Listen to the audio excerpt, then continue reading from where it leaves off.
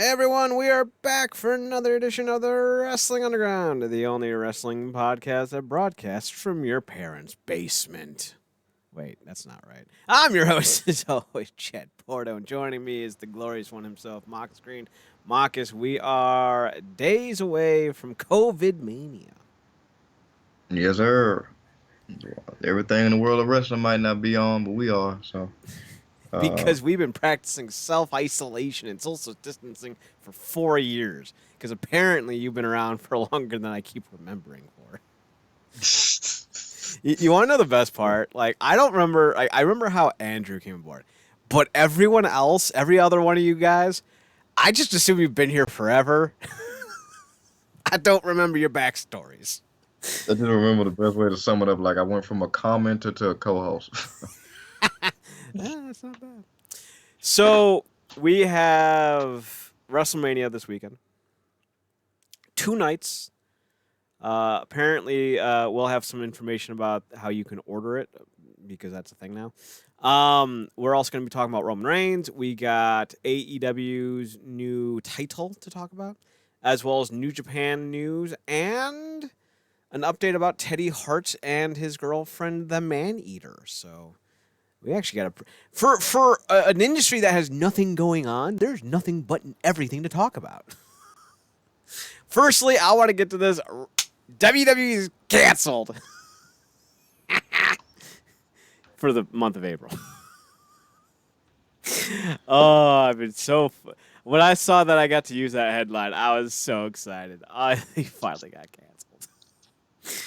WWE announced actually, and we've been sitting here kind of giving them some pass and giving them some leeway, and still holding their feet to the flame on occasion, but. I don't like the WWE, but I'm always one of these guys that, I will give the devil his due when it's deserved. Them canceling shows in the month of April to make sure that their talent doesn't get sick or sicker, because apparently there's a few guys now who are under quarantine. We talked about some of them last week. Dana Brooke being one and Rey Mysterio being the other. The fact that now apparently half of like the goddamn card, it seems like, has been pulled. Andrade is out with a quote unquote rib injury, as in he probably can't breathe because the COVID. He's been drinking too many Coronas. Well, our photo we saw just kicked in Which photo? with Charlotte. Oh yeah. Damn it. Well, we gotta bring her She's up. been in, but he just kicked in. There's a few others. Their names, I don't remember everyone who's been pulled. Yeah. But there's been at least 4 or 5. Roman Reigns has pulled himself as a precautionary measure, which I actually applaud him for, but we're going to get to that here in a little bit. But WrestleMania essentially seemed like it was good to go. They were going to do everything they could to make sure these guys were healthy and happy. And, it looked like Vince was more worried about getting WrestleMania done and over with to guarantee contracts be paid out than anything else. So maybe our hesitation and trepidation to slam Vince McMahon was a bit premature, because now it looks like there could be anywhere from 2 to possibly 6, 7, 8, 9, 10 wrestlers who got the COVID, or at least who might have the COVID. So it's one of those things where you think about this and you kind of have to accept that maybe this wasn't the right call to keep WrestleMania going. And it's completely fucked up their entire card. We still don't know who's going to be facing Goldberg. I mean, yeah. I mean, I think we gave him about as much credit as you could in terms of just this is an impossible situation from all sides. Um, and we knew this is probably like the Nightmare on Elm Street kind of life for Vince. Um, but look, I mean, you could dragging that stuff out is only gonna hold the product at bay.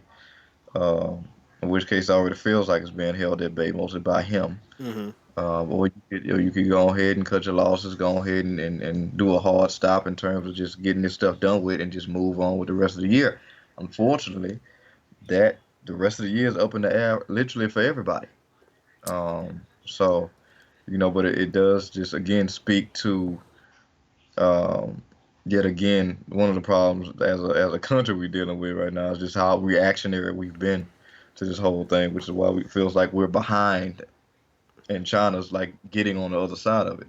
But with WWE, like it sucks that it took this much for them to be like, you know what, we should probably just go ahead and pull out. No, you really, you think? Really? I'm Like shook. the guy that refuses, that literally wants to wait till the wheels fall off of the wagon is probably the guy that is at most risk to get this Hmm. at his, and I would imagine he thinks he's Superman, but that's not how it goes. And I would imagine you got guys like Roman, who we're going to get to in a second, who are just, stepping up. And then you got guys who are like, oh, man, I think I tore my ACL type of deals. Listen, So, if God's not going to spare Tom Hanks, he ain't going to spare yeah. Vince McMahon. Yeah, man. You got Mr. Rogers, cuz. It got Mr. Rogers. So, thankfully, Tom Hanks and his wife, they're fine, but, that's not going to be the case for everyone. And we've seen already, a few, there's an older country singer, two actors. I think, who was it? Anthony Davis's mom? Yeah. So like, this Yeah. is hitting, and people need to realize that. So as far as WrestleMania goes, it's still going on because cash is king for Vince. According to Bill Pritchett on WrestleZone.com, WrestleMania weekend just got even bigger. Sorry, WrestleMania week just got even bigger. Fox Sports has announced a new schedule full of WWE programming, including WrestleMania's pay-per-view debut on Fox Sports app. According to the network, 22 hours of content will air on FS1, with the WWE Backstage hits to return tonight at 11 p.m. in a remote format with Renee Young, Booker T, Mark Henry, and Paige. Hi, guys. Paige here. WrestleMania 36 will also be available for purchase on the Fox Sports app and FoxSports.com for the first time ever. Hosted by Rob Gronkowski, the event will be a two-night affair for the first time ever. Saturday night, April 4th, and Sunday night, April 5th at 7 p.m. Eastern for $59.99. Now, I don't know if that's for both nights. Mr. Pritchard doesn't indicate, so I don't know. Viewers can live stream both events on the event. I'm sorry, I misread that. Viewers can live stream both nights of the event on the Fox Sports and Fox Now apps via mobile and connected devices such as Apple TV, Android TV, Fire TV, Xbox One, and Roku, or at foxsports.com. The WrestleMania Kickoff Part 1 and Part 2 coverage will begin this Saturday and Sunday at 6 p.m. Eastern on FS1 and Fox Deportes, with a panel of experts breaking down the night's upcoming matches. Fox Sports will present 22 hours in total of timeless WWE content to air on Thursday nights in the spring, beginning with Royal Rumble 2020 tonight at 7 p.m. on FS1. It's already done and over with then.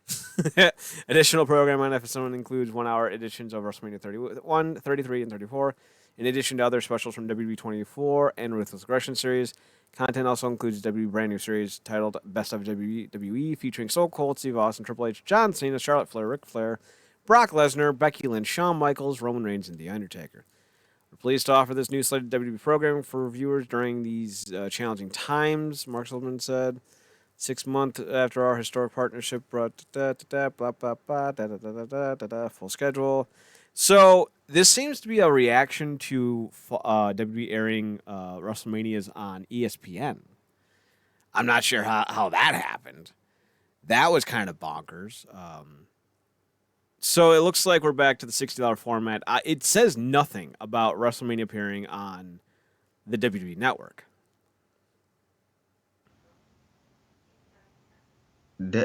Wow. Of all the times to ask somebody to pay for a WrestleMania, it's the one time where it's literally WrestleMania in name only. Right. And it's the one time when people have the least amount of disposable income, too. Yeah. And that stimulus package is in the air for now. So yeah, that's I don't know how that's weird. They're gonna give it to ESPN but not Fox. Flip it. They're giving it to Fox, Right. but not ESPN. Yeah. Yeah, that's All right. So I'm looking to see if it's going to be on the WWE Network because I would like to know. According see why I to wouldn't. Sporting news, they are listing that it will be on the live stream for the network. CNET.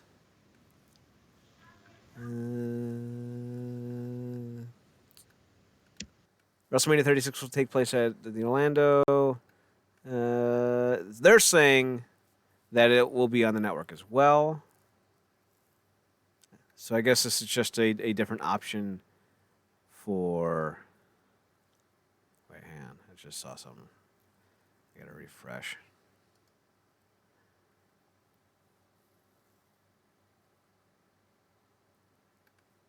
I saw something on WWE.com that may give us answers. WWE.com. But I clicked out of it before I could read it.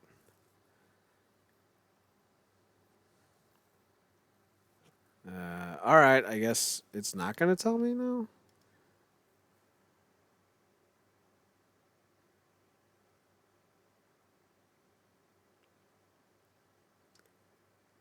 So it looks like it says where to watch, WWE Network Saturday. So it does look like it's going to be on the network. It said something about being free. Maybe it's just free for the month because all new months are free. I don't know how the WWE makes money off the network. I mean, I know they don't. I can tell you right now. I know they don't make money off the network. But, like, if I'm going to have the option of subscribing to the WWE Network for free for a month or pay $60 on pay-per-view through the Fox Sports app, I don't know. I'm going to go do the free network, right? That just seems pretty fucking logical to me. I don't know about you. Yeah, at this point, the way things are going, way things are, been set up, but yet still seem like they're falling through all at the same time, is barely appealing free. Mm-hmm. So, asking somebody like you said,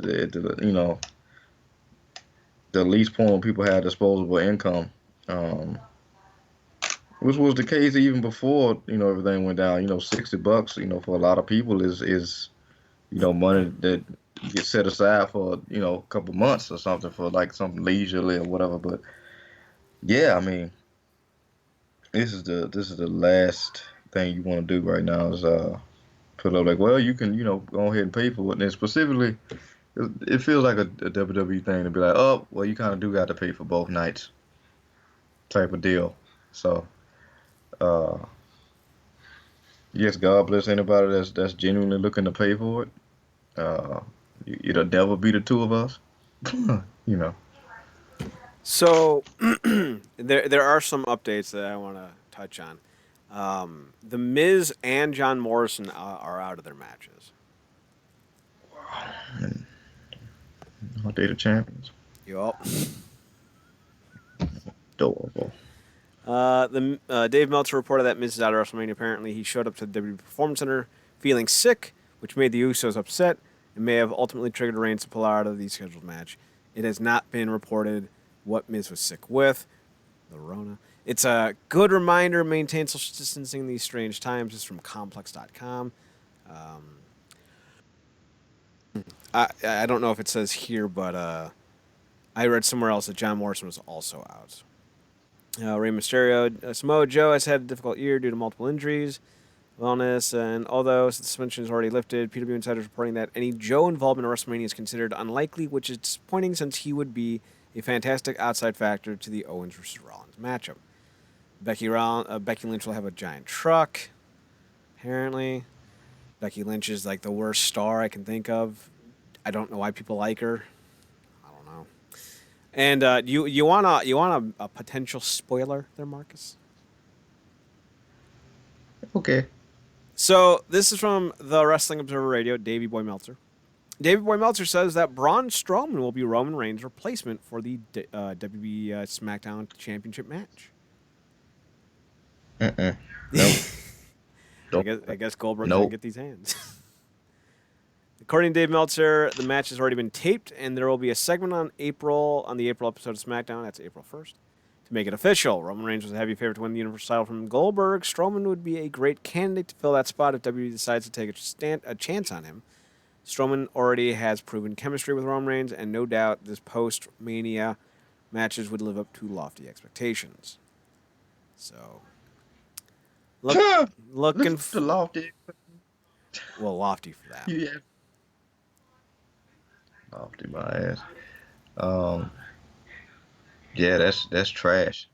I don't want to see Strowman in anything, um, a ring or anything. Like he just needs to go home. Period.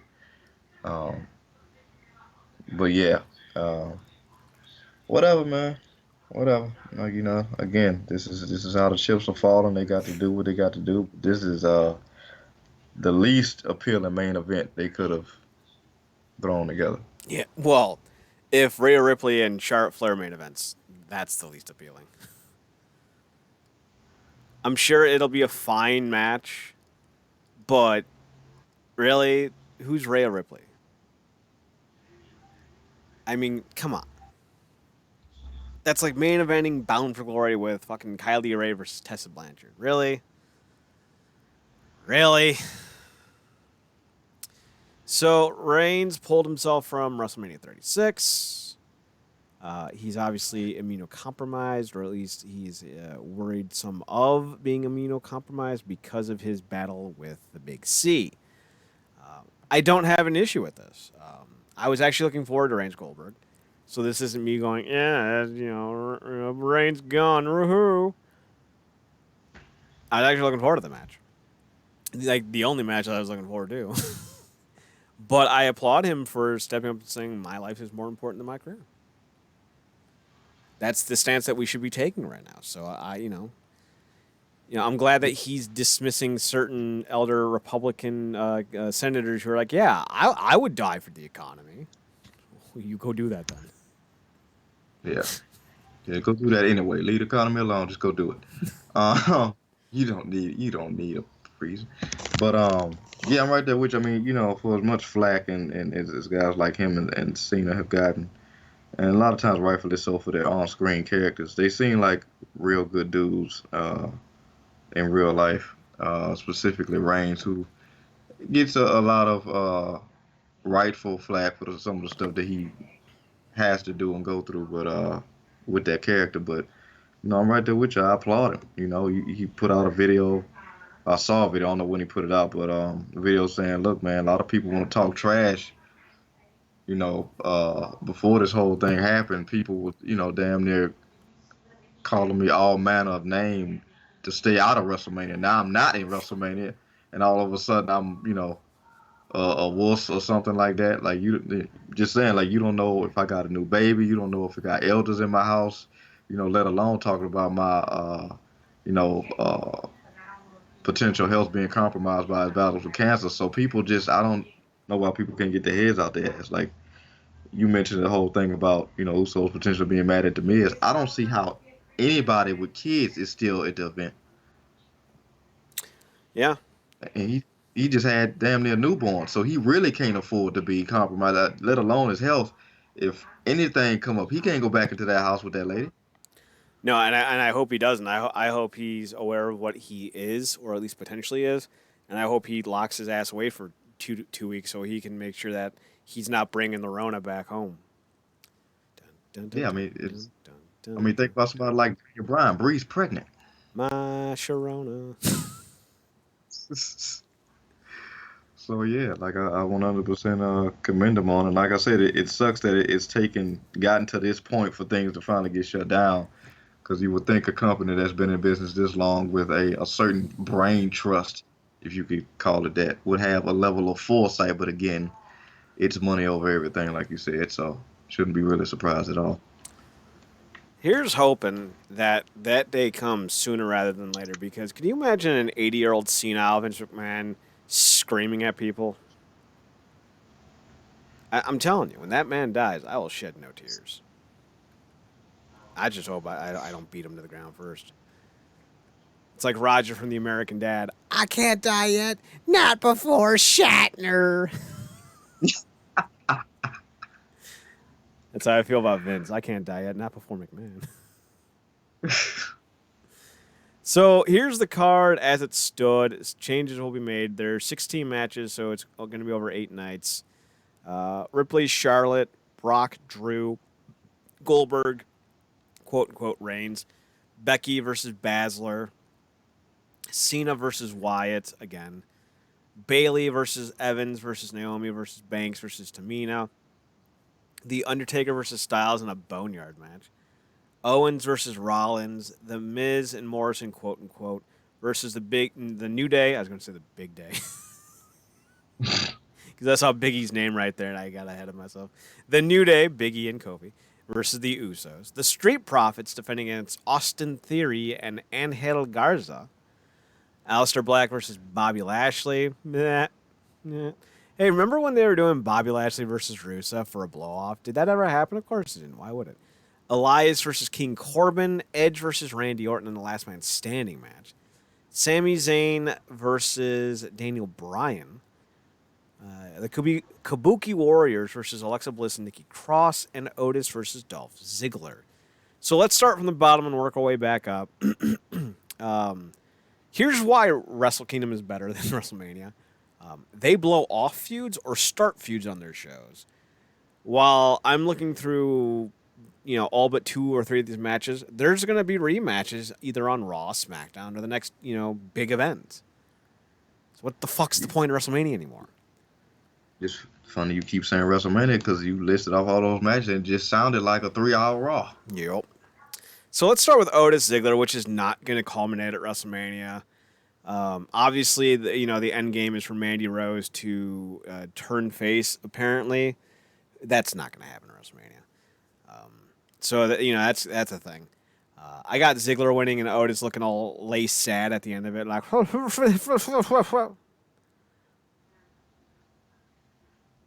Dog, right there with you. I mean, we know at this point nothing Ziggler does really matters. This is coming from a long-time staunch fan who hopped off the Ziggler wagon because why would anybody still be on it? I mean, hell, he jumped off it. But yeah, I mean, there's really no point. I mean, there's still flushing out to do with the freaking storyline. With the text and the phone and all this. That I can't really have any faith in this company to really pull this through. I leave room to be pleasantly surprised, but it's not a lot of room at all.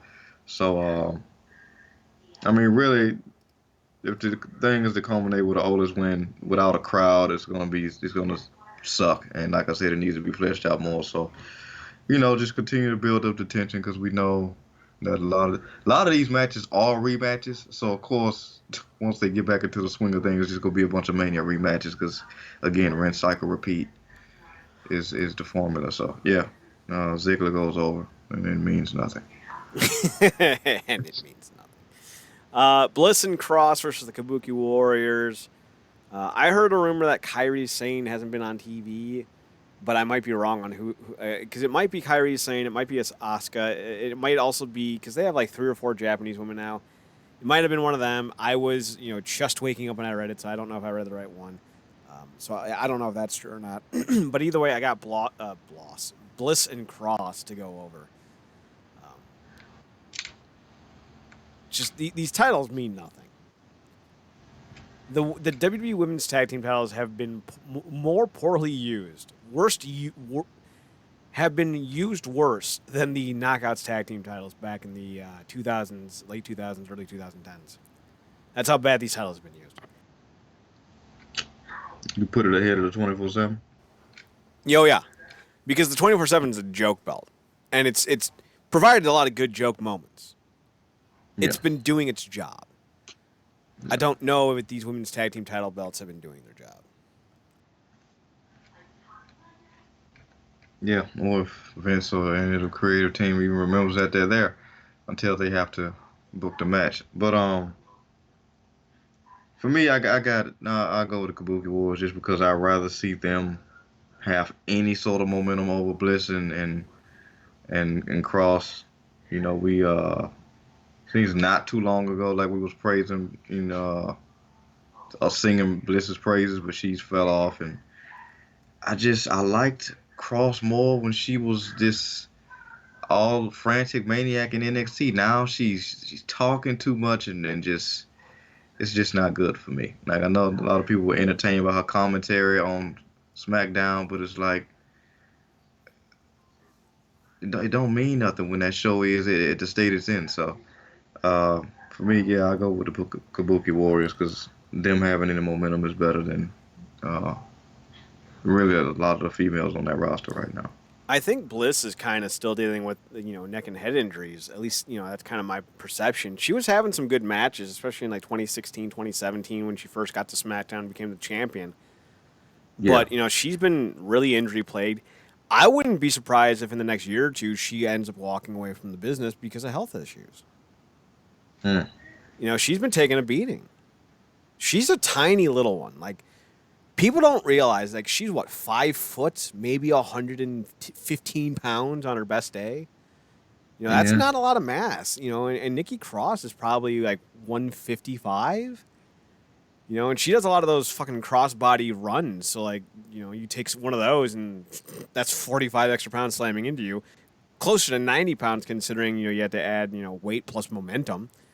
So yeah, there's a lot of wear and tear that these people put on their bodies, and I think someone like Alexa Bliss, who's not putting on a lot of muscle, is going to be one of those that takes a lot of damage. On the contrary, I think Dana Brooke could go for like 45 maybe, because she's jacked, she's physically fit, she's got muscles, and she's got the cushioning because of those muscles to take more of an impact. And she's not really someone who has a lot of health issues physically. Like her body's not betraying her. So yeah, I could see Bliss done by 30 and Brooke going until she's 50. Just weird. It's just a weird Yeah. thing how wrestling works. And it's, I mean, in terms of just the persona on screen, she's seen less action. Yeah, Bliss has not been giving a lot of storylines recently, and I think it's because they're not too sure on if she's going to be available from week to week anymore. Because as soon as you get like injury prone, the WWE stops using you, or they move you into like a Sami Zayn esque role. Speaking of which, so Sami Zayn's the Intercontinental Champion. Ugliest belt in the company with the dumbest storyline of the company. I love Drew Gulak and Daniel Bryan being a tag team. I Yeah. don't love Daniel Bryan's ham-fisted, well, Drew, can you teach me? Because if he's being sincere, then we as fans know that he's full of shit because Daniel Bryan literally has awards named after him. It's not that Drew Gulak's a bad grappler. He's a really good one. In fact, I wouldn't say he's as good as Daniel Bryan because Daniel Bryan is in that elite class of him and Dean Malenko and, that's it. But Gulak is pretty damn good. But for him to be like running around asking Drew Gulak for advice, that's like LeBron James going up and asking fucking, I know his name. Hang on. Dude, he's with New Orleans now. Brandon Ingram. That's like LeBron James asking Brandon Ingram for advice. Why would you? That's dumb. Yeah. Yeah, I never, want to in any ways ever infer that Daniel Bryan could be giving up less than 100%. But from a character perspective, it feels like he's spinning his wheels Yup. up until he's because it feels like he's gonna be done not too long from now, um, as well, specifically with a second kid on the way. Um, so yeah, I mean, and it's funny because it's oftentimes the things that end up sucking for us, they end up being some of the best stuff for the wrestlers, Mm-hmm. because it's like some of the most creative stuff they're getting to do with somebody that they actually like a Gulak, who you said is immensely talented, although a lot of the things he's done on the main roster wouldn't allow you to see that, um, from a wide perspective anyway. But yeah, they could just be doing so much more with the both of them. I mean, obviously you want to tread lightly with Brian, even more so now with everything that's going on. But yeah, him going to Gulak for advice, like what is that? What It's is that? And again, Sami Zayn, who is the epitome of we actively have you on screen but have nothing for you. So honestly, my whole theory would be to put Nakamura with Shelton Benjamin. Move Cesaro to wherever. I don't give a fuck. Who cares about Cesaro? We've seen everything we need to see from Cesaro. He's not a world champion. He'll never be a main eventer. Who cares? And just have Zayn go and go and talk to Zayn and go, hey, You think you could wrestle 3 years consistently with no breaks? You know, not no breaks, but like, you think you could go full time for 3 more years? And if he says yes, just throw him the El Generico mask and go, have fun. Because Sami Zayn is one of the worst booked characters I've ever seen in the WWE. He is so bad. All of these people who talk about how good his promos are, and he's so boring. This is wanna like-itis. This is looking at someone who you enjoy, who as a person is a good guy. Sami Zayn's a great guy. You know, who has done great work in the past, who's a heck of a worker, but everyone's a heck of a worker these days. That's not special anymore. You can't just say, well, he's a heck of a worker, because I'm going to look at your roster and go, everyone's a heck of a worker. But Zayn is one of those guys who you want to like him. I want to like you. We want to like you. We want to like-itis. It's the idea that because you want to like something, you think it's good. I'm going to point to Star Wars. Remember when everyone thought, you know, fucking The Force Awakens was a good movie? Everyone was like orgasming from it, and I'm just sitting there going, it's literally the 4th movie remade with dumber fucking ideas. And everyone's like, no, it's really good. Like, it doesn't make any fucking sense. No, no, Chad. Strong, independent Ray, black community and Finn, and Poe is everything. So, yeah. Black community. Ray! I still have to watch that abomination. I probably will eventually. Oh, God, I don't want to. So, you know, it's one of those things where Sami Zayn in his WWE tenure is just that guy who everyone wants to like. He doesn't draw. He doesn't generate anything. You know, he's not in anything that people would say is really, really good. He had that brief moment for like 2 months in NXT when he was doing that Owens feud, but that, you know, evaporated quickly. They ran that into the ground back on the main roster because they couldn't keep them apart like there was this freaking abusive Sonny and Cher couple. Oof. So Ike and Tina. Speaking of Ike and Tina, Edge and Randy Orton. Last man standing. I don't know why that correlates, but I used it. I'm going with Edge. You're not bringing Edge back, you know, to not win. And with Randy Orton, it's not like he needs wins at WrestleMania. They're legitimate friends, so I don't see Orton going, oh, I'm not putting him over. You know, like, they're both the same age. They're both busted and broken, and they're both about as entertaining in the ring. So might just give the fans a feel-good moment.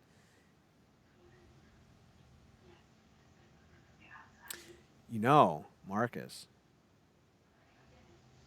I just had an idea how you could make WrestleMania work.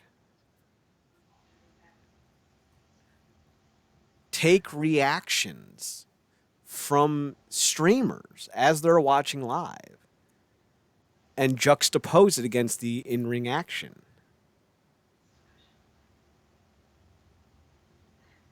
So, like, you know, put out a massive tweet, you know, tomorrow saying, hey, not a joke, 'cause it's April Fool's Day.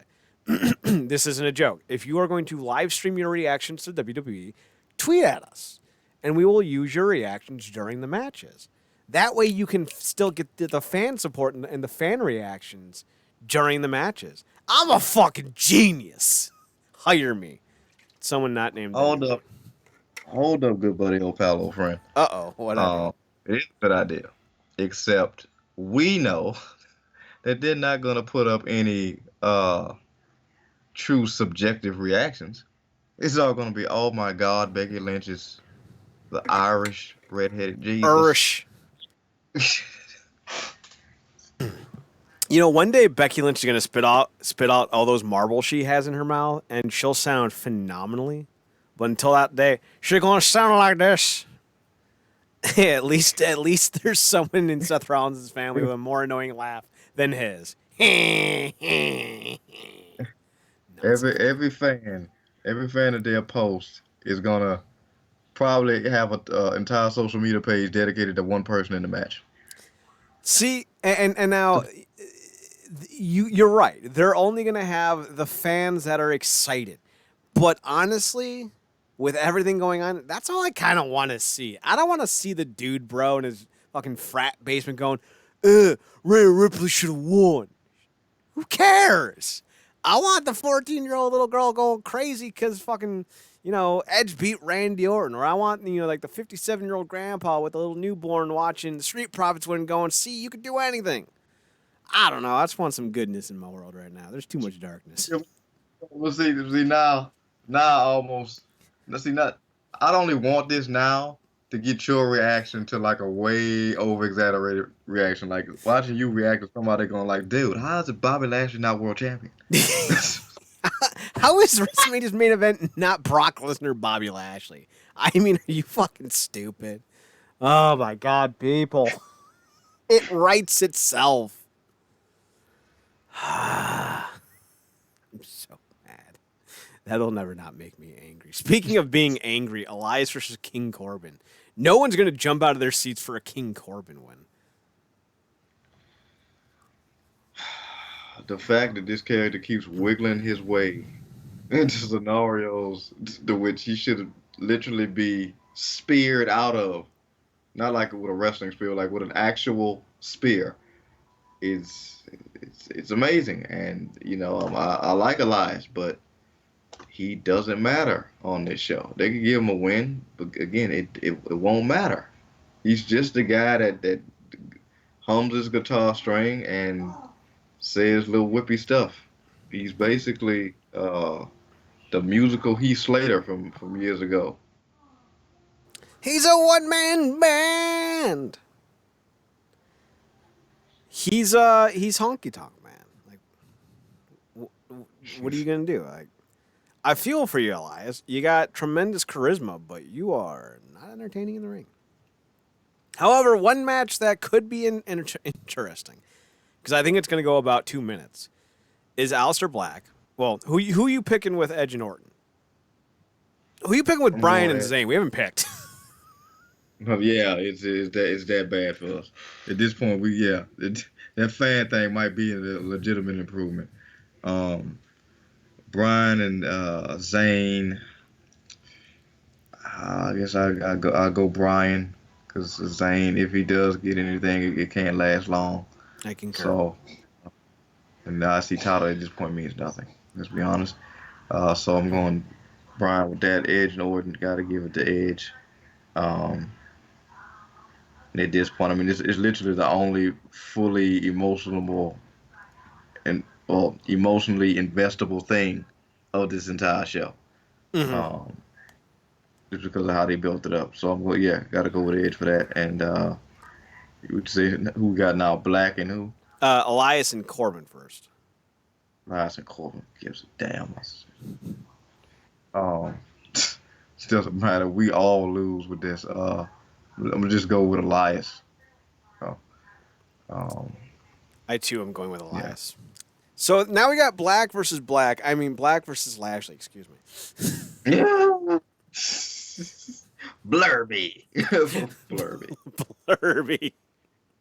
Black Kirby.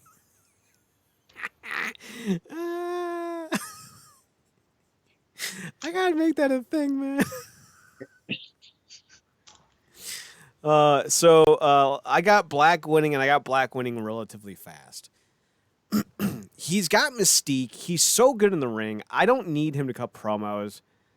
He might be good. He might be bad. I've seen so little of his promos to really have an opinion on that. But his mystique of him being just like this quiet, silent kind of vigilante dude, it's perfect. Yes, it's nowhere near what it was in NXT, but that's the way of all NXT talent being demoted to the main roster. But God bless him, he gets to be up there with his wife. So if you're gonna have this, I mean, again, saying Lashley is in the doldrums at this point is redundant. About another person getting a really fat check. Even though creatively they have nothing for him, yet somehow we see him every week. So for me, if you're gonna have this match go a little time, don't go past 10 minutes. Just set up a really good ending. Continue the whole thing with Black being a knockout artist, have Lashley set up for a spear, and have Black cut him off with Black Mass. And let that be that. Is Black Mass like a spinning heel kick?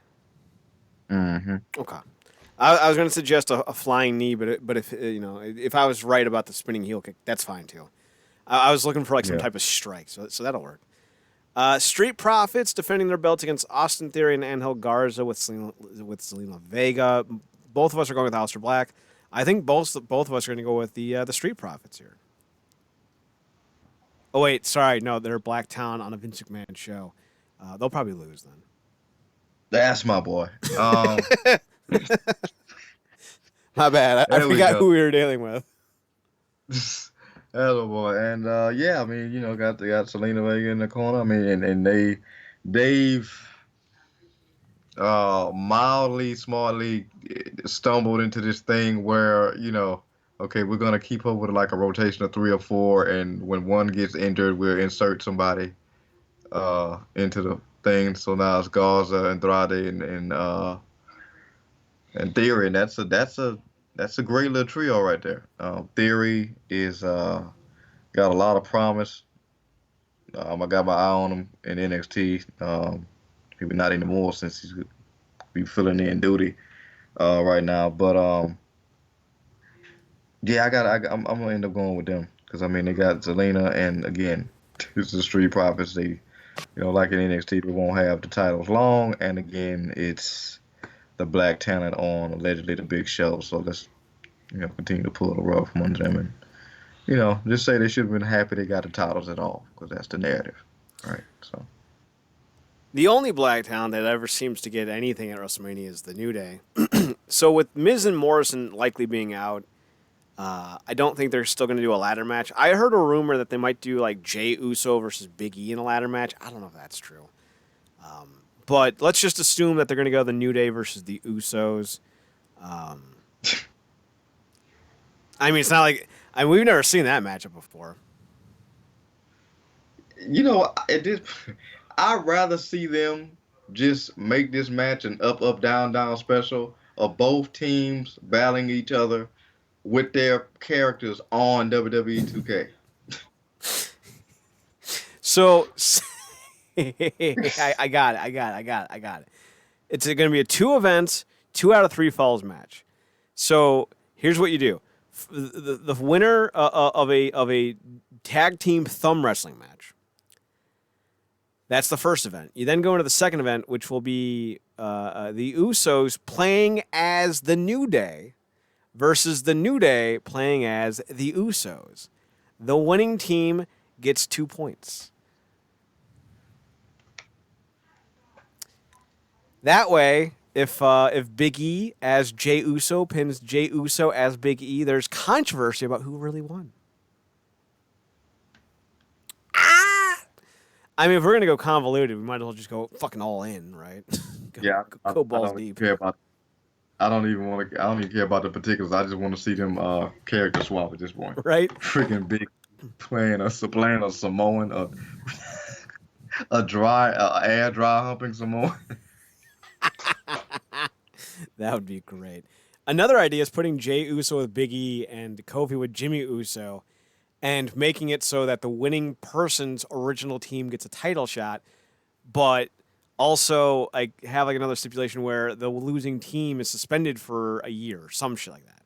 So now you have like Kofi both trying to maintain his friendship with Big E, all the while breaking up pinfall attempts by him. Like I think that'd be fucking fantastic. Like, that'd be great. Do it. Since again, balls to the wall, balls deep. Do we make Xavier a special guest referee with a stipulation that he can't be biased some kind of way? He can't. Like if he is biased, something happens. Like they can't get like a title match for a year or something. Ooh, okay. So we're gonna double down. So it's gonna be one half of the New Day with one half of the Usos, one half of the New Day with the other half of the Usos. We're gonna have 2 special guest referees because it worked so well with Shane and Brian. Xavier Woods and Tamina. But here's the caveat. If Tamina or Xavier Woods do not make the count when they're supposed to, they're fired immediately. Whoever wins, the half of one team, half of the other team, gets an automatic title shot. So if Big E and Jey Uso win, then that means they get to have a title shot as Big E and Jey Uso. But here's where it gets really fun. Xavier Woods can only count pinfalls by an Uso, and Tamina can only count pinfalls by a member of the New Day. We're going to have the most convoluted tag team match in the history of convolution. I need to see this now. I've booked the hype into this. Yeah, and somehow behind Edge and Orton, this is the best thing that could be on the show. Right?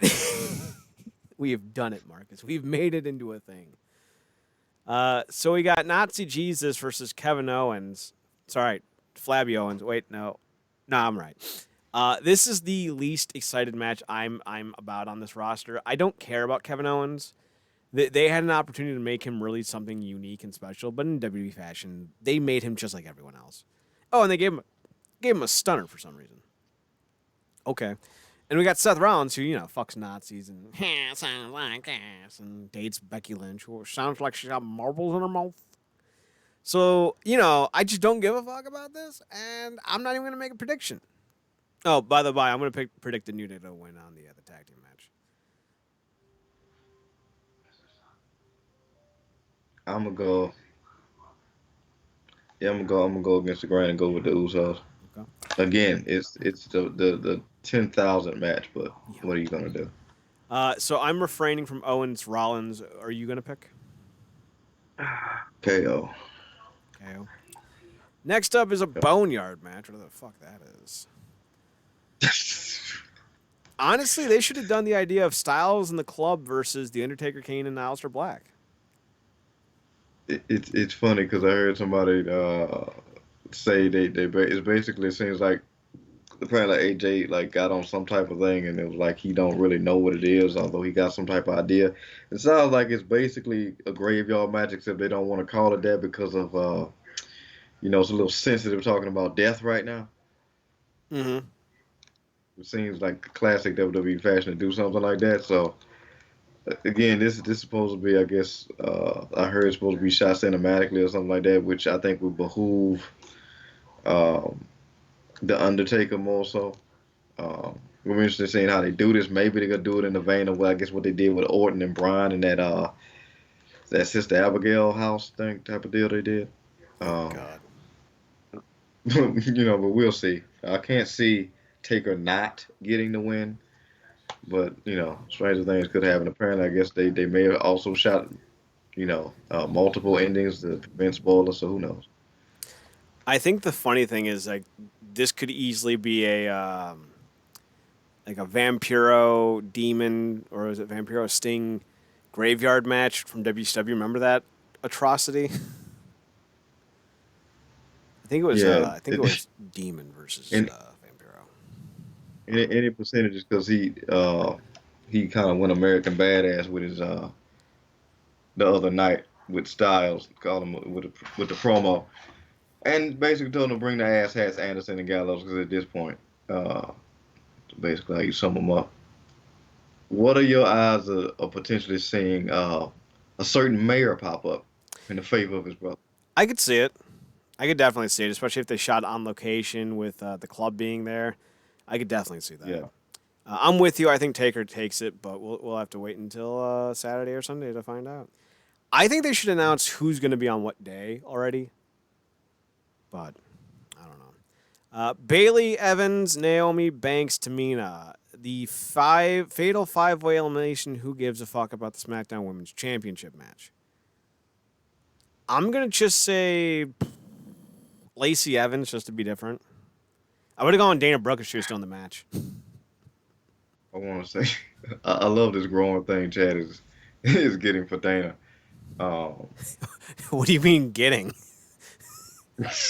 I got it. Oh, the hots is there, my dude. It's the lips and that frame of hers. Oh, like I'm full on Endeavor for right now, G. I gotta catch up. I'm so behind. Flame. Oh but, yeah. I got the flame. That's for sure. I'm the Endeavor flame meets the Olympic flame. I'm always on. Oh man. Well, for me, it's two options. Go ahead and let it be Sasha in some type of type of weird turn of events. Either she, some type of because it's an elimination match, right?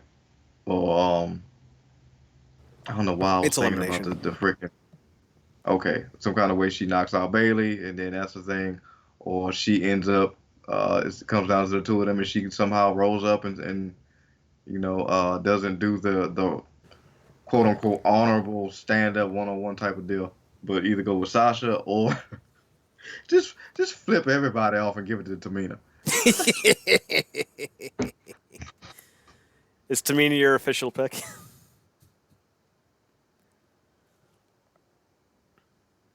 That's my official pick. That'll be hilarious. Well, who is your official pick? I'm going with Banks. Okay. Cena versus The Fiend, House of Fun. I don't give a fuck. We'll say Cena because who fucking cares? I have Like, zero. What's up? he was like, of course, he'd screw him again. At another Mania Light, he'd beat him too. Well, it's just like The Fiend. I don't get why people like him. He's got a creepy mask. He's got dumb segments. I don't know. But it's different, Chad. It's different. He's still the same shitty wrestler. It's not that different.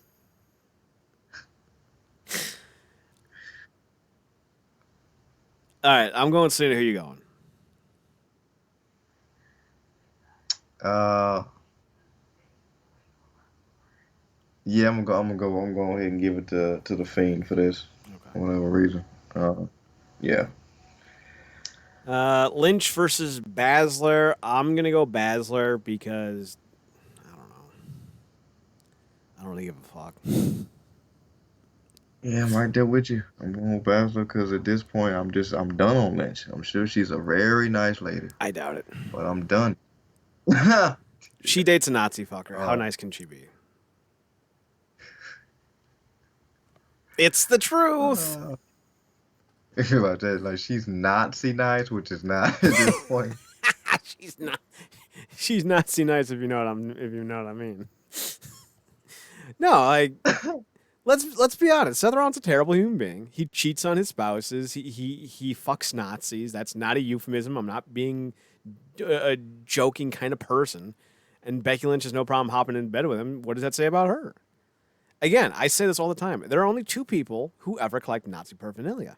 One is the people who killed Nazis and took the paraphernalia from their body as a trophy, going, hey, look how many Krauts I killed in WW2. The other are the ones who think it's fascinating and they just want to be a part of history and they think the Nazis were unique, aka neo-Nazis. There's a third type. I don't include them because they're not individuals, but museums. I'm fine with museums collecting any type of Nazi paraphernalia because as much as Nazism sucks and it's terrible, it is still part of history and you cannot ignore history. So I respect museums who do it, just as long as it doesn't say Aryan Brotherhood Museum. Like, as long as that's not the title, I'm fine with it. Otherwise, we're going to have some conversation. Oh, yeah, that's a completely different thing. But yeah, right there with you, don't give a crap. But going with Bachelor, I don't know if they had any plans to potentially have something involving Ronda. Basically, all plans are off at this point, but got to go with Bachelor. Hopefully, she takes another piece of. Well, no, that'll be completely unsanitary for her to walk away with another piece of her neck. So, yeah, I'm gonna just go with Bachelor to get the win. To be fair, touching one another right now is unsanitary, so. Oh, yeah, don't tell the old man that. Goldberg Reigns is off. Rumor has it Goldberg Braun is the new one. I haven't seen Braun's name on WrestleMania up until this point, so it makes sense in terms of like deductionary reasoning. Let's assume it's Goldberg Braun it being the match. I want Goldberg to win every match he's ever in, but if it's I don't see Goldberg winning any. You could put Goldberg against fucking Alexa Bliss in this match, and I would expect Alexa Bliss to win because I just don't see Goldberg retaining this belt after WrestleMania. So I'll go go Braun. So You going Braun? I'm going. I gotta go Goldberg. I don't want any good thing for Braun on this. I'm not this picking coming up. Braun because I want him to win, Marcus. I'm picking Braun because I expect him to win. I want Goldberg. expecting Braun. 'Cause I Yeah, can't have nice yeah, things. yeah. 'Cause I forgot what you talked about earlier. Like they think freaking it's appealing for Reigns to go against Braun, even though we've already seen that shit.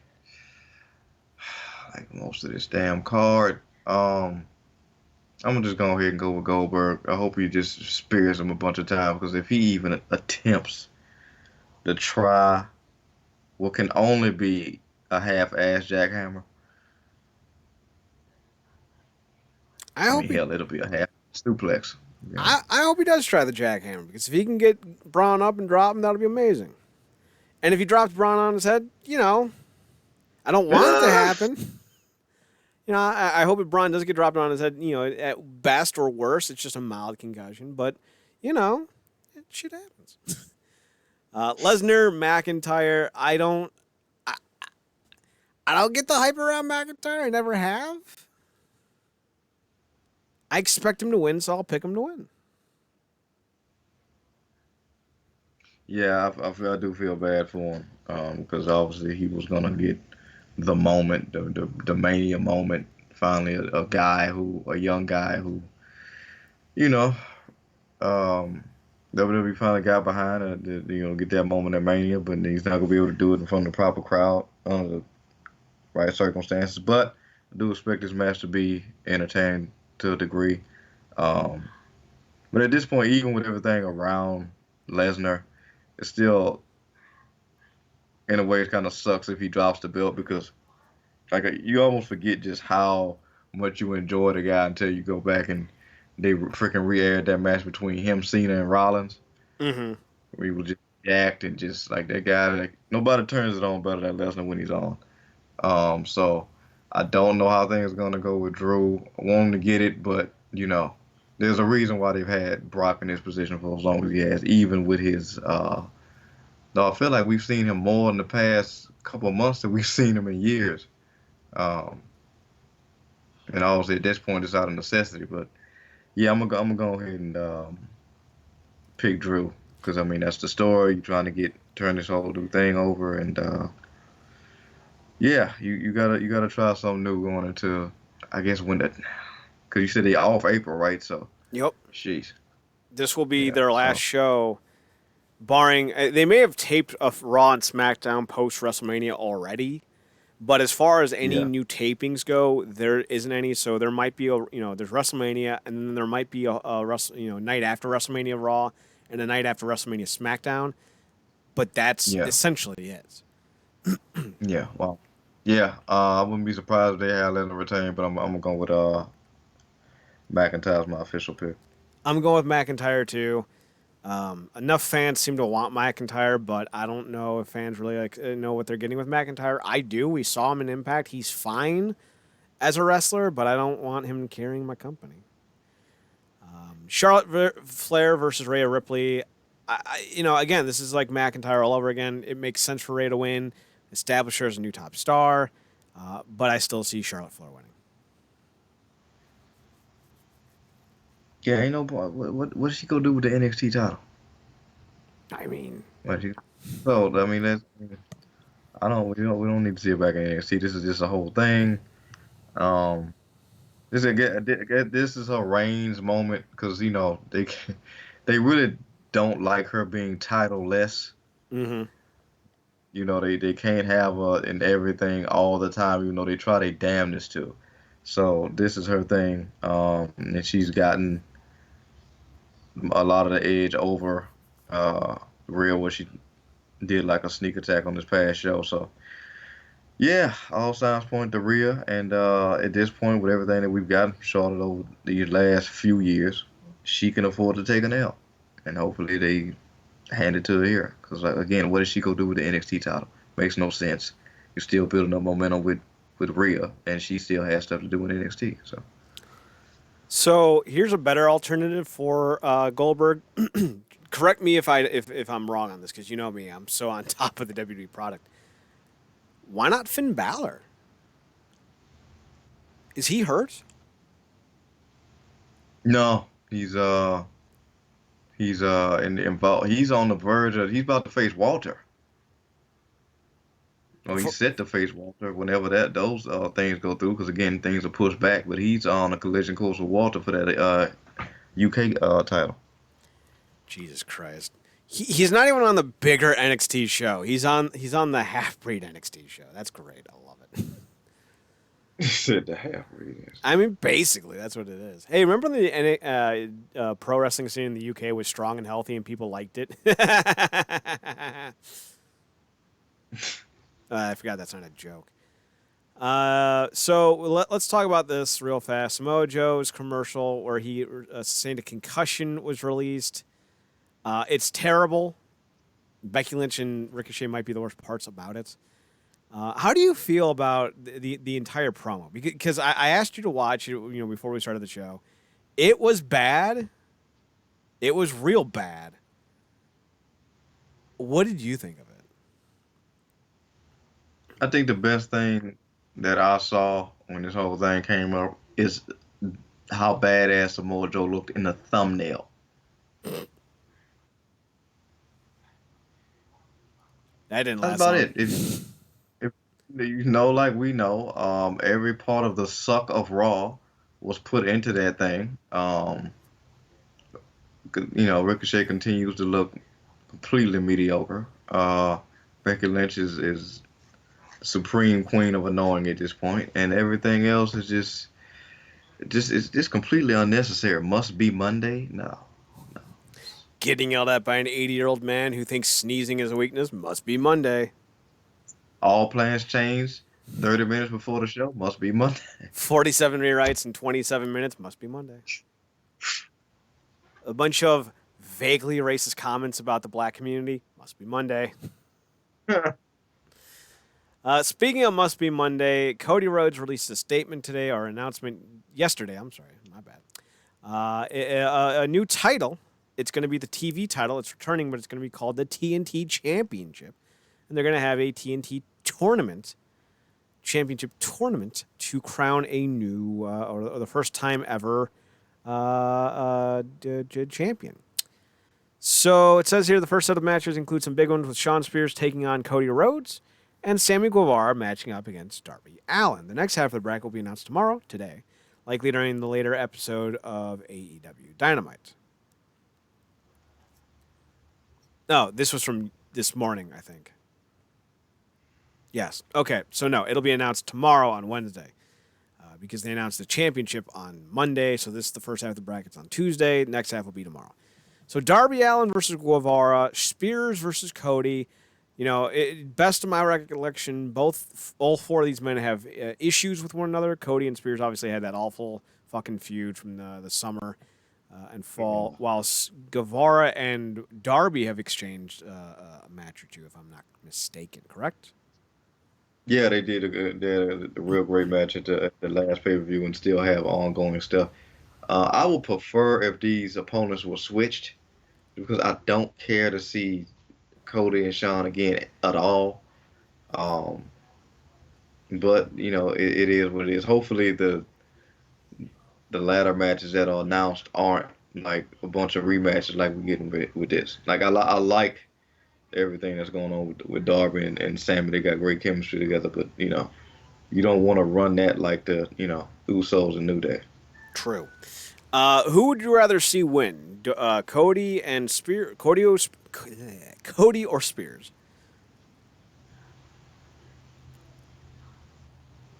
I'm gonna go with Cody because I mean this may be the one chance he gets to get a singles title. Um, until they find a way, I guess, down the line of finagle his way back into that world situation. Mm-hmm. But I like Shawn. I see a lot of potential in Shawn. I love his theme song. Um, but they feels like they're constantly trying to find what to do with him. And I know they got this ongoing thing about finding him a tag team partner or something. By the way, shout out to your boy Anthony Bowens. I think he'd be a great pick. Yes, he Um, would. yeah, but yeah, they got that going on with him. So I just Did think he's somebody to put in this tournament right now. did Bowens make an appearance on AEW?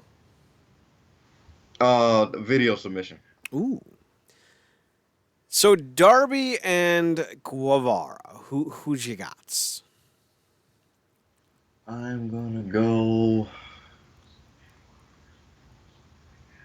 I'm gonna go Guevara to pull some nefarious thing to get his way out of it because Darby took the win at the last thing. So yeah, So we'd be remiss if we didn't mention that New Japan is launching a pro wrestling U.S. shop in April. New Japan announced on Tuesday that the company would be launching a global shop, which will be dedicated to serving customers both in the United States and worldwide. The stores launch in April 10th, and the store launches in April 10th, and will include a ton of New Japan merchandise for everyone to get their hands on. According to the company, the launch of the store will come with some free items for fans who partake in any sale. Free button badges will be given to any customer who spends $50 or more at the online store. And customers who spend over $100 will both get a button badge and a free bumper sticker. Hoot-a-lolly, a bumper sticker. And initially, the New Japan Global Shop will be limited to U.S. domestic shipping only, with international shipping being made shortly after. The company does expect some shipping delays due to the various supply chain issues going on right now as well, so keep that in mind if you place your order. Now, this is relevant not because they're announcing it, but because of what it pertains to. New Japan USA is still expected to happen this year. I think it's with AEW, in the shape it is, Impact now on stable footing for the first time since their Spike TV days. MLW is hoping to land somewhere off of BN Sports. This is, you're really racing to a boom in the United States in terms of wrestling, hopefully. And if New Japan can yeah, find a new domestic partner, because they don't want to deal with Access TV anymore, then it's very possible that you would have Impact, MLW, and, New Japan, and WWE all on cable networks with massive audiences, hopefully, for New Japan and MLW. And NWA and Ring of Honor still kind of chipping away at the regional circuit, so to speak. So this could be a very big boom, and I think New Japan America, if it gets the right type of talents, if they're able to get Jeff Cobb and Moxley is allowed to wrestle for New Japan. I don't know if they will let him wrestle for the oh American arm, but yeah, bro, could be huge. yeah, bro, Brody Lee. Heard he's real interested. I mean, so many of these guys over here are real interested in Japan, and now it's even more appealing because there was a thing. I mean, AJ Styles revitalized his career in New Japan. Um, but for a lot of guys, that travel, man, is hell. The Mm-hmm. Bucks did that for a while. The whole elite did that for a while, but it's not like, and barring Omega because he moved over there.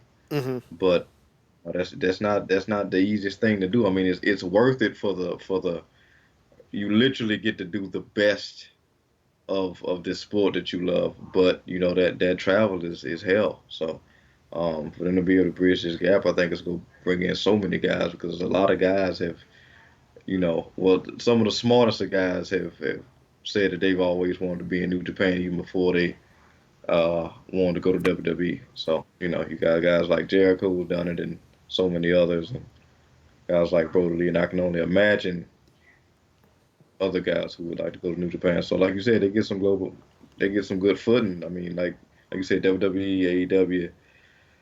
Now we got NXT as well and all that stuff, and MLW is coming along, and of course Impact, like you said, is catching that footing, even though people don't want to give them the credit. Um, and yeah, we seeing a real boom over here. Obviously, it's gonna be interesting to see who takes the lead of the pack once things get back into full swing post this pandemic. But um, things are pretty shaping up to be pretty good right now. Like I'm digging New Japan, really trying to break off into that market, well, our market, specifically with the merch. I don't know how appealing a damn bumper sticker is, but baby steps. I mean, I'm not gonna spend an extra $50 just to get a 25-cent bumper sticker. you know. The one thing that should be noted is a lot of the guys with AEW, like Jericho, Hardy, Brody Lee, there is conversations and discussions about them being able to work in New Japan. But like with Moxley, Moxley is unable to work with New Japan in United States due to his AEW deal, at least for right now. That's not. with that kind of caveat into a contract, that's not always persistent because if Tony Khan, Cody Rhodes go, you know what, Moxley, you can work for New Japan when they're in the United States, he'll be allowed to. But, until that day comes, AEW has the right of refusal. So I would assume that with Lance Archer, Matt Hardy, Chris Jericho, the same would apply to them as well. So they may not be names available for the U.S. side of things, but you'll still have guys like Cobb, who's not signed with AEW, even though he did show up there. You'll also have guys like Carl Fredericks, Toa Hanare. They will have some guys who will be available for the New Japan circuit, but AEW signed up a lot of guys that were working with New Japan, overseas, including didn't they just sign Colt Cabana? I don't know if they signed him because I know Colt likes to stay loosey goosey, but I could be wrong on that. Definitely double check that. He's currently signed to All Elite Wrestling. It says he's still signed with NWA as well, but it's Wikipedia. It's like, I don't know. Yeah, but that sounds like a Colt type of deal. So lastly, we got to get to this one because this one is pretty pertinent. So stop me if you heard of this before, but Teddy Hart got arrested. Right? I'm shocked. Are you shocked? I'm shocked. So here's the basic rundown of the situation. So there's a guy named Ace Montana. Apparently, Maria Manic and Teddy Hart were over his house not that long ago. Instead of quarantining and social distancing, what are you going to do? Apparently, Maria Manic and Teddy Hart got into a physical altercation, and Maria Manic was asking Ace to get Teddy out of the house. So Ace Montana started to record the video, trashing Teddy Hart in the video, telling Teddy Hart to get off his property, and then shortly thereafter, Teddy Hart was arrested. Now, here comes all sorts of nonsense. So, Maria Manic, this is according to Bill Pritchard of WrestleZone. He wrote this, and he writes, Manic tried to give some context by saying that Hart was training her to fight and that sometimes they play fight. But there's a gray area with that in that sometimes a verbal fight would mix in with some wrestling moves. She says he took her phone, and when she went to get it back, she allegedly smacked him, which made him think she was trying to get physical with him. She says Hart put her in a chokehold, and she tapped out, and things were fine, but Hart put her in another chokehold even longer, which scared her, and she asked him to leave the house. Now, to be clear, this is a transcript of what Maria Manic said in her video. So just so we're clear, Manic says Hart did not want to comply, so she had Ace Montana speak with him to cool things down. She went on to say that Hart wasn't attacking her, slanted-eyed, jousting sideways gif here, and denied there being any physical abuse. GIFs would be very helpful for a podcast, I'm just saying. Noting that it would be harmful to call it domestic violence, domestic abuse, and related it to more an aggravated assault case. Manic continued saying she not only didn't know Ace was filming, but didn't want him to pull a gun either. He allegedly pulled a gun on Teddy Hart. And really just wanted help in getting Hart to leave the house and calm down. Manic didn't want the cops called, but had to explain the situation to local police after Ace called on her behalf. She says she did have some marks on her neck and that she'd had worse scrape wounds from wrestling matches, but police still arrested Hart due to the injuries. She says Teddy went too far, but she didn't want to press charges against him before saying it was disrespectful for Ace to post the video online. Manic says she's upset for a few reasons, including the video being online and Hart being in jail, and is hopeful that she can fix things. Maria says Teddy was at fault and that he went too far, but she has wanted to fight on the street for real and claims she told Teddy that in the past. She closed the video by saying Hart would have punched her in the face if he truly wanted to hurt her, and it was nobody's business if they stay together after the latest incident.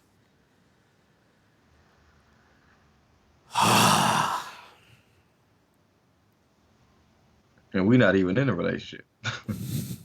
Right? This sounds like Teddy Hart abused her. She may not want to admit that. She may not want to accept that. But I'm telling you what, outside of when I was 12 years old pretending to play wrestle with my buddies, anytime anyone's ever put me in a headlock, it's ended in violence. I don't know what she thinks domestic violence is, but putting someone in a headlock and refusing to let go of it, that's pretty fucking violent. Yeah, it's like the only thing, two things I can draw for sure Correction, not is a headlock, a chokehold. That's pretty fucking violent. yeah, there's a difference. Um, I mean, it clearly just sounds like these two don't need to be together, and like, nobody listen to that. Do you see why VH had always try to only definitively, uh, bet on, what can be proven instead of what somebody say? Yup. Situations like this. Exactly situations like this. Like you say, either he abused her or this is some form of pattern where, you know, something happens and then a person gets, mad and kind of blows the situation up because then their feelings in the moment and then things had the potential to get a little too real, so they pull it back. And now there's this weird gray area because now of how established narratives go, oh, he's an abuser. We don't even potentially look at uh, some type of mental imbalance in the other party or something like that. Like it's just it creates this weird, unnecessary gray area when it could have just been definitively, is he abusing you or not? I mean, by her own account, it is. Like that's Yeah, abuse. Like chokeholds are pretty abusive. Having to have a gun pulled on you is pretty damn abusive. But, she definitely sounds like she has a battered spouse syndrome. Well, I just wanted him to calm down. You should be wanting him to stop permanently. I do agree with her that this Ace Montana cat had no business posting the video without her consent because that's not his story to tell, man. That seemed like a real dick move. Even when I saw that it was online, I was like, this seems like it doesn't need to be online. That seems like someone chasing the cloud, if you will. But as far as Maria Manic defending Teddy Hart, I don't think she should have been. But that's her prerogative, and she has a right to do that. But I also have a right to think that she is in an unhealthy relationship, and she should consider getting out. The problem is this also really taints Teddy Hart's comeback because the last 2 years, Teddy Hart's been doing really well. But MLW cut ties with him late last year, I want to say, early this year. He's been arrested 3 times in the span of like a month. And now this. So this was the 3rd arrest, to be clear. So it really does seem like Maria's with a very toxic person. But then again, I have to wonder that if Maria Manic is trying to fight people on the street, maybe she's not this innocent victim either. Maybe she's someone who's got some real issues as well.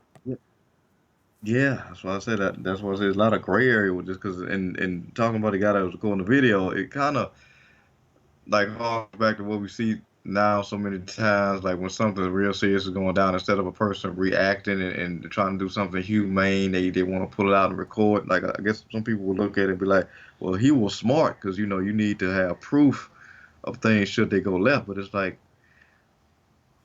I would kind of want to break that up if I see a woman getting freaking coquina clutched, you know, Yep. like so it's a weird thing, and because of the back and forth with what did or did not happen, that puts into question her credibility. Obviously, Teddy is already in a particular light, but the guy recording the video, then he goes and puts said video online. Like what's the end game here for you? So it's a good problem. I just hate to be the cop that had to show up to this scene. Right. To parlay off of your what's the point, there's a running joke in the show Modern Family where the wife Claire's always yelling at her husband, "What's the plan, Phil?" Because he's always just reacting and he doesn't really seem to have a goal in mind. This is one of those instances where, what's the plan, Ace? Would be very apropos. So, it's all just very gross. Not surprising, Yeah. though. So, any final thoughts? Anything else you want to touch on this week's show? Yeah, last thing we had it because I mean, obviously I know you.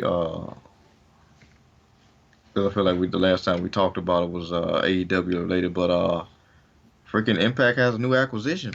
Oh, that's right. I completely forgot about it. I'm so sorry because I did mention her. Kylie Ray has signed with Impact on a long-term deal. More than likely, it'll be for 3 years. 'Cause that seems to be the standard for Impact contracts, and she'll still have the option of working elsewhere, just as long as either. Because I think most Impact contracts pretty much say you can work on big events like a pay-per-view or an everyday house show kind of thing. But if you appear on TV, you need to be cleared by the company because sometimes they do allow like talent with MLW to appear on TV as well. So this seems more along the lines of just securing her for select dates throughout the years, which makes sense. Kylie Ray is very popular. She's very likable. She's a better version of Bailey. Is the best way to put it. And she likes Pikachu, so like I don't know, that's cool, I guess. Marcus, what's your thoughts on Kylie Ray signing with Impact Wrestling? I dig it. I'm not too familiar with Kylie Ray. Obviously I saw some stuff of her in AEW. Wasn't exactly blown away or anything. The whole Smiley thing kind of didn't necessarily click with me. Maybe we'll get a new version of that or a twisted version of whatever have you. Now that she's in Impact, she'll evolve in a different way. But um, a new acquisition in the women's division, I think, is good. It kind of livens things up. I don't know what Taya's future is. Hopefully, they'll be able to keep her. Obviously, we know, they're gonna try to lock down Tessa for as long as possible. Um, but to me, that can only be a good thing. Hopefully, her talent outweighs any uh, things that could be, I guess, awkward with her character or whatever. But yeah, I'm looking forward to see what she does. So she elevates stuff. Obviously, we got Jordan as the champion right now, so I would imagine that's gonna be the goal. But I dig it. We've seen what they got. Latest signs with Chris Bay and now Kylie. So I think Mm-hmm. that two pickups. I think it's interesting that we think Tessa's going to be around because if we think about it, Brian Cage is gone, Johnny Impact is gone, Yeah, Austin Aries is gone. yeah, Save for Eddie Edwards, who did Austin Aries beat? Pentagon. Pentagon's gone. Pentagon beat. He won that triple yeah, threat match for the Uncrowned Championship, and the last person who held it was who? Del Rio. So yeah. he's What gone. was the running? What was the running gag we talked about? Saying like everybody who got into it with this person was it Eddie? Because Drake's gone. No, Essentially, Drake is gone, yes. But what I was kind of amounting to, with the exception of Pentagon, dating back to Lashley, the only two people who have held on to a job in Impact after losing the title were Eddie and Eli still left. So there's really no reason to think that Tessa's sticking around if modern trends are to be believed. Because it seems like they use the title as an opportunity to try to goose someone to re-sign. yeah, and we kind of know very well. We're very well versed on Impact's past with signing people and then immediately giving them title shots All the or time. title reigns, All the time. specifically with freaking used WWE talent, if you will. So yeah, I would imagine. I wouldn't put it past them for that to be the same case with Tessa. And I would imagine if she goes, your boy Daka may not be that far behind. Oh no, not Daka Richards. Oh, Daka Richards. What's wolf in Spanish? I think Eddie's pretty loyal, and I think Eddie's going to stick around. I think just putting the belt on Sammy or Eddie or Elgin or Moose is the best way to go because those seem, especially Sammy and Eddie, those seems to be guys who are sticking around long term. So it would make sense that you build the company around them. So I don't know. But yeah, that's all I got for this week. What about you? Yeah, same here. That's like you said, we covered a lot to say. There's not a lot going on at all. Yo, But All right, so rundown, realnerdcorp.com, RealNerdCorp.com, your one-stop shop for all things Nerdcorp. Podcasts and columns are up there on the website. I'm going to be working on a top 10 Impact Wrestling debuts of all time. So look for that. We're on Twitter at NERDCORP. We're on Instagram at Real Nerd Corp. We're on YouTube at youtube.com/The Wrestling Underground. Or it might be youtube.com/Wrestling Underground. Use both, see which one works. Marcus, do you have any suggestions for a woman crush for this week? It's funny because I was thinking about this today. Jay, let's go with Jennifer Hewitt, man. Jennifer Hewitt. All right. Wait, Jennifer Love Hewitt? Yeah. Oh, okay. I was like, sure, I'll look her up and I'll find out who that is. I've never heard her name without the love part. It so confused me. Yeah, she's on the show I watched 911, and I'm just looking at her. I'm like, she may be the most adorably beautiful woman on TV right now. Well, hang on there, Marcus. We're talking about adorably beautiful. I mean, you have to count Danica McKellar. Like, how dare you? Danica McKellar, let's see. She voices McGann in Young Justice. And she's also acting in a bunch of Hallmark movies, which I have a weird thing for, even though they're all the same plot. Okay, definitely a cutie. All right. Like, she looks that good, and she's like 47, I think, 46. Wait, what? Right? Oh, man, she is aging properly. Like a fine wine or a good whiskey. Or a good piece of peppered beef. So we'll go with Love Hewitt, Jennifer Love Hewitt. By the by, her best performance was in that one episode of Boy Meets World where she was a cameo. I'm Jennifer Love Pfefferman. Of course you are. So, all right, our wrestler of the week, I'm going to decide on that after I watch the TNA 1 hour special tonight. So look for that overnight. Marcus, you can be found on Twitter at ParadoxKid, ParadoxKid. That is me. You can also find him on his other podcast, The True Penny Show, at True Penny Show, on Twitter at TruePennyShow. Yep. And you can find me on my personals at Chad Nerdcorp on Twitter, ChadNerdCorp, and on Instagram at ChadsPhoto at ChadsphotoHut. That's all we got for this week. We will be back next Tuesday for another edition of the Wrestling Underground podcast. Zach and I are back tomorrow night for Making an Impact that'll cover both this week's Impact and the 1 hour special at twitch.tv/Wrestling Underground. So tune in at 9 p.m. live tomorrow to listen to us review this past week's Impact. And then Marcus and I will be back on Thursday for ComicCorp over at twitch.tv/Comic and GameCorp.